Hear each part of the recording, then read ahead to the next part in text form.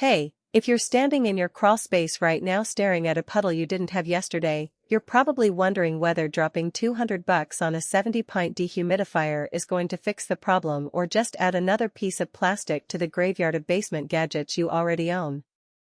I get it, nobody wants to buy something that ends up looking like a mini fridge bolted to a joist only to realize it's louder than the sump pump or that it can't keep up with the humidity after the first big rain.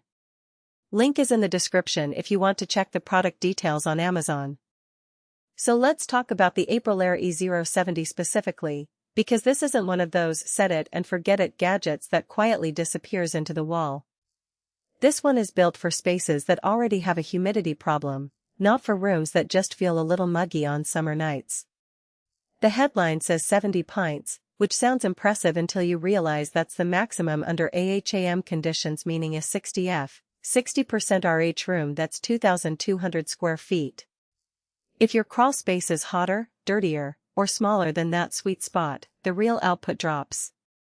I've seen setups where the E070 still pulls 40 to 50 pints in a 1,200 square feet vented crawl with 75F and 80% humidity, but it cycles more often and the filter clogs faster. That's the first hidden trade-off. The spec is aspirational, the daily reality depends on your exact environment. The part that actually matters after day one is the pump. Most crawlspace dehumidifiers either leave you emptying a bucket every few hours or require a floor drain you don't have. The E070 ships with a low-profile condensate pump that pushes water uphill to a nearby sink or laundry tub. That alone saves you from a midnight bucket run, but there are two catches. First, the pump hose is clear vinyl, so if you snake it through a tight joist bay it can kink and the float switch will trigger an error code. Second, the pump sits on the floor inside the unit, so if your crawl space floods even an inch, you're looking at a submerged dehumidifier until the water recedes. If you're in a flood-prone area, you'll want to mount the whole unit on cinder blocks or a small platform before the first storm.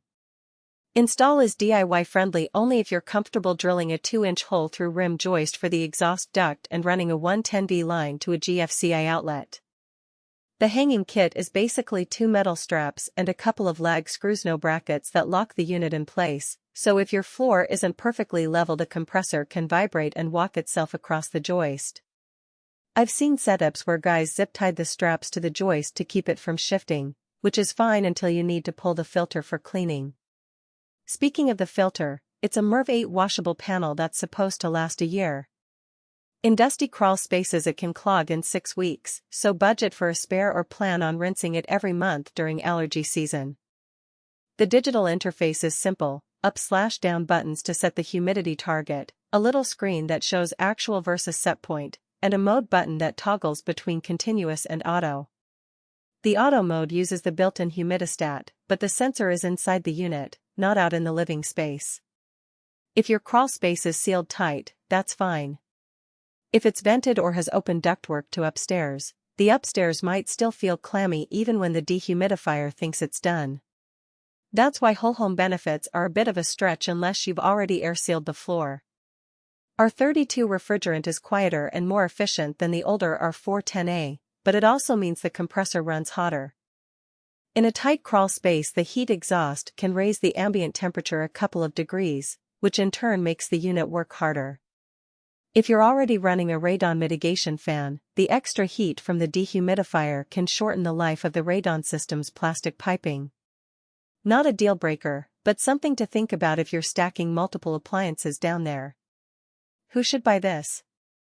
If you've got a vented or partially vented crawl space up to about 2,200 square foot that's chronically damp, think musty towels, mold on the sill plates, or a lingering earthy smell, this unit will pull the moisture out and keep the pump running so you're not babysitting it. It's also a solid choice if you've already air sealed the floor and just need to maintain 50 to 55% relative humidity to protect wood framing and reduce dust mite activity upstairs. Who should skip it? If your crawl space is already conditioned, i.e., part of your thermal envelope, or if you're dealing with a true flood event, a portable room dehumidifier with a larger tank or a dedicated sump pit pump setup is a better fit. Also, if you're handy but hate